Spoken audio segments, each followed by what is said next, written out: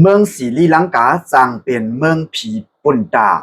จุ่มหยอกเล่นกินเงินเหนือดังออนไลน์อันนั้นก็จุ่มจาเพี้ยนแข่งในกันเนาะซึ่งคือลาเนี่ยกาก่อนป่วนมาเลยย่ำพองมือเดียวจะได้เนี่ยพี่น้องได้ก็ได้เสียขอได้ยินว่าที่เป็นในเมืองมานอันนั้นก็ในเมืองกัมพูชาเลยค่ะเนาะส่วนใหญ่กำบันน้ำอันจุ่มหยอกเล่นกินเงินเหนือออนไลน์อันนั้นจุ่มจาเพี้ยนอยู่ทางเซาในค่ะเนาะเพื่อก็ว่า10ในกว่านาซ้ำในอยู่ที่พุทธสางเขาละลายก็ทัดสางแล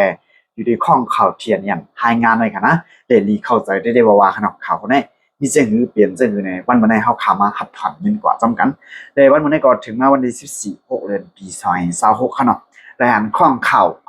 เทียนอย่างเขารายงานเลยค่ะนะเกี่ยวกับเรื่องลองข่าวคนนี้เนี่ยเจ้าหือลาเนี่ยจุ่มจับเช่นอันนั้นจุ่มหยอกเล่นกินเงินในออนไลน์ในซ้ำเลือกซ้ำกว่าเลือกเอาเมืองศรีลังกา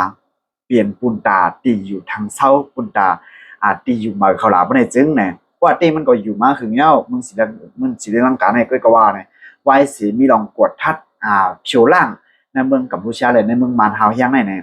ในเมืองศรีลังกาเนี่ยเปลี่ยนตื้อดังหลีเลยเปลี่ยนเตียนแต่ที่เขาหมกซ่อนเตว่าเนี่ยนะ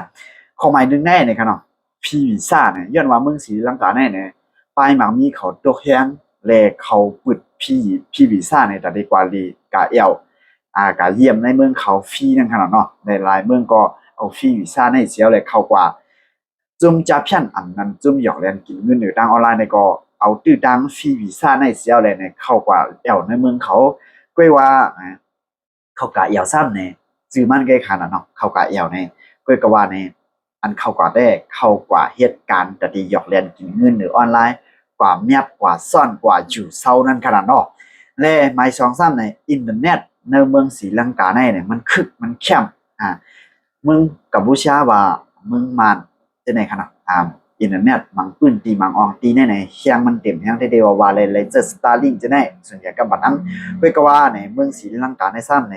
เชียงอินเทอร์เน็ตเขาในเชียงได้เดียวว่าเลยเนี่ยเป็นศูนย์ตื่นต้านอันหนึ่งอันดีปุ่นตาจุมจับชั้นเนี่ยนะเพื่อย่อเนี่ยหมายซ้ำเนี่ยเกี่ยวกับไปลองการโอนเงินนอกปืนตีนั่นก็อันนำเข้าด้านการที่เป็นเกี่ยวกับเรื่องการโอนเงินอันนั้นเขาด้านการเรื่องอะไรเนี่ยอยู่ที่เจ้าหน้าที่ผู้มีพรภายป่านเขาได้เนี่ยกดทัดเลยกุ้งคิงเลยลี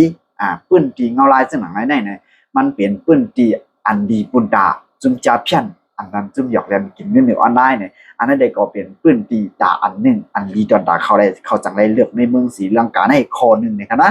พอย่อเนี่ยมือเขาดีจ้าเข้ากันได้ขนาดส่วนใหญ่ก็บันนั้นเนี่ยอยู่ที่ข่าวมันออกมาแล้วกันเนาะเขาได้การเช่าคอนโดอันนั้นก็กว่าอยู่ที่คอนโดอันเก่าๆอันหนึ่งได้ก็ว่าเนี่ยเดียวได้ก็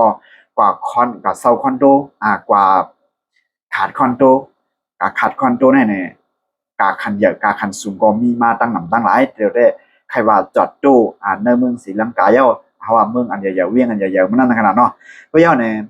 เจ้าหน้าที่ผู้เป็นพรในเมืองศรีลังกาเนี่ยจะว่าเขาเงียบผ้าเนี่ยเขาก็เงียบอยู่ก็กับว่ามันนางว้านั่นกันเนาะยิงเนื้อป้ายบางมีเขาก็ร่วมเตรียมเสียมก้าร่วมจมเสียมก้าก็อยากแทงรองหนึ่งก็เขาเอาพี่วีซ่าในเซลอะไรเข้ากว่าเลยเนี่ยที่เราเจ้าหน้าที่ผู้เป็นพันเขากดทัดหยัดเตี้ยวว่าเพราะว่าเขาปิกแบบพี่วีซ่าในก็เขาซ้ำเอปิกไล่เขาเนี่ยอันนี้ก็จะเป็นปุ่นตาในเมืองศรีลังกากันเนาะสำหรับเจ้าหน้าที่ผู้เป็นพันในเมืองศรีลังกาเขาได้ตั้งใจตั้งข้อเซลเลยเนี่ยคูเพียวล่างขึ้นไว้บนนั้นซึ่งเนี่ยจะเป็นเขาชื่อว่ามันจะมาเมืองมาเลยเมืองกัมพูชาเนี่ยเมืองหยอกเรียนกินเงินเนี่ยตั้งออนไลน์กวนอันหยอกเรียนกินเงินเนี่ยตั้งออนไลน์กว่าส่วนกว่าอยู่กว่าเมียบในนำนั่นขนาดเนาะเลยเกี่ยวกับเรื่องข่าวเอาในพี่น้องได้ก็ได้เสียเขายินข่าวในเอามีดังหันถึงซึ่งเนี่ยก็อย่าลืมปั่นได้ตั้งหันถึงจะไว้ตั้งใจวิดีโอของในอะไรกันเนาะส่งดังหมดดังเสียงค่ะ